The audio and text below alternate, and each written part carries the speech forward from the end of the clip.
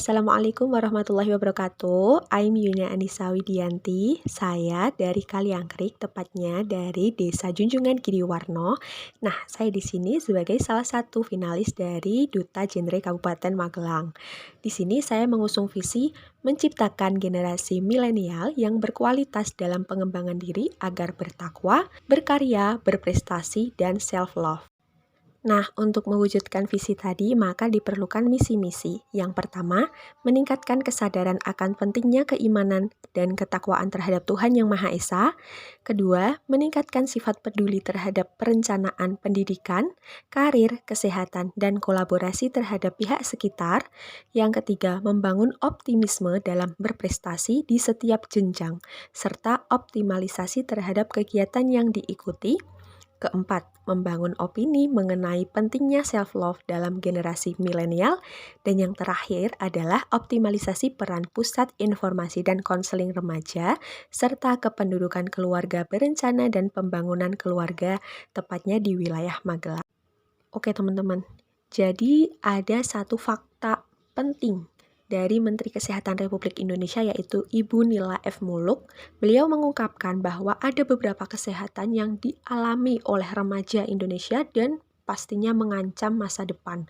4 masalah tersebut adalah kekurangan zat besi atau anemia, kurang tinggi badan atau stunting, kurang energi kronis atau kurus, dan kegemukan atau obesitas. Oke, maka dari itu, di sini saya ingin mencoba membawakan materi mengenai kesehatan dan gizi remaja.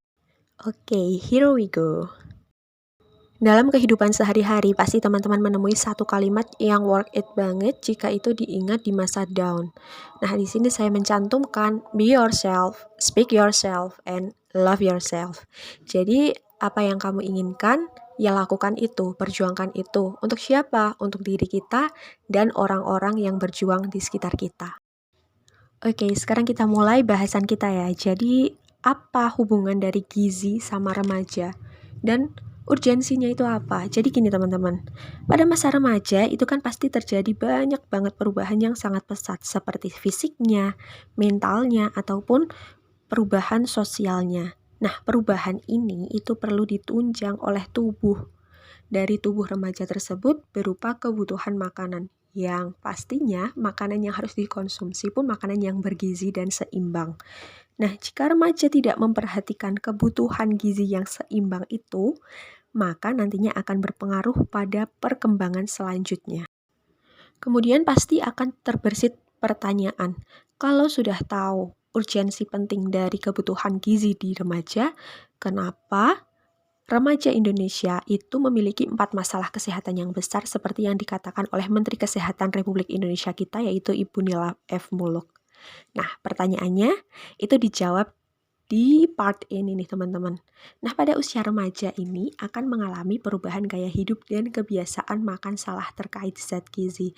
Pasti teman-teman dan saya juga merasakan itu ya. Nah, hal tersebut itu dikarenakan apa sih? Karena kita itu yang pertama, mulai mencari identitas.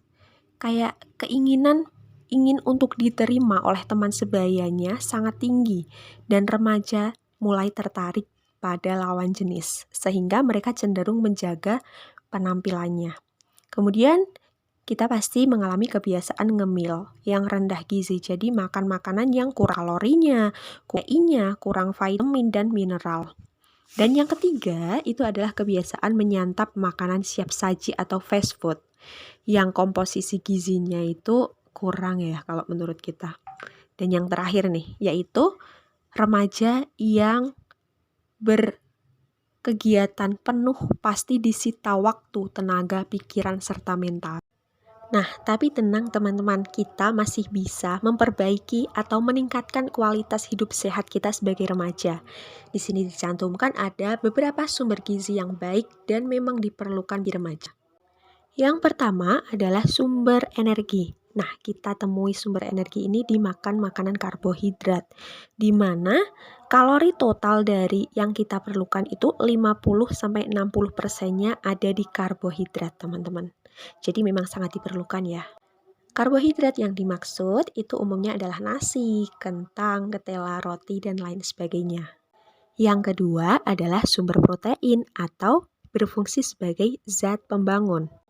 Nah, para ahli sepakat bahwa anjuran konsumsi protein itu sebesar 15-20% dari kalori total atau 0,8-1,2 gram per kilo berat badan kita. Nah, protein yang kita konsumsi itu berasal dari dua jenis, hewani dan nabati. Hewani berasal dari hewan, telur, daging, seperti itu. Nabati berasal dari tumbuhan, misalnya biji-bijian, kacang, tahu, tempe, dan lain sebagainya. Nah, ini yang ketiga adalah lemak. Lemak itu kebutuhan lemak 25% dari kalori total loh teman-teman. Nah, lemak itu adalah biasanya kita konsumsi dalam bentuk minyak goreng, mentega, susu, daging, serta ikan. Lanjut, yang keempat adalah vitamin. Yang diperlukan tubuh kita itu biasanya adalah vitamin B6, asam folat, B12, vitamin A, C, D, dan E. Selain itu, kita juga butuh mineral loh teman-teman. Nah, mineral ini digunakan untuk pertumbuhan dan perkembangan selama masa pubertas remaja. Oke teman-teman, sependapat dengan Ibu Nila F. Muluk yang menjelaskan bahwa salah satu dari 4 penyakit remaja Indonesia adalah anemia atau kekurangan zat besi. Nah, anemia itu adalah kebutuhan zat besi yang meningkat di masa seksual atau pada masa remaja pria atau wanita, tapi pada pemenuhannya itu masih berkurang sehingga menimbulkan penyakit ini.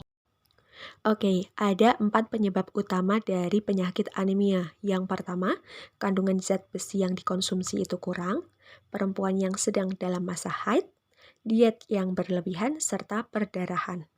Nah, gejala dari anemia yang dialami oleh remaja antara lain mudah lelah, sulit tidur, hilang nafsu makan, sulit konsentrasi, lesu, pusing, dan ketika bangkit dari duduk itu pusing serta pandangan menghitam.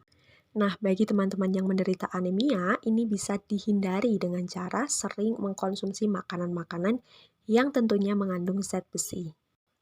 Pada penyebab penyakit anemia, tadi dijelaskan bahwa adanya diet yang terlalu ketat.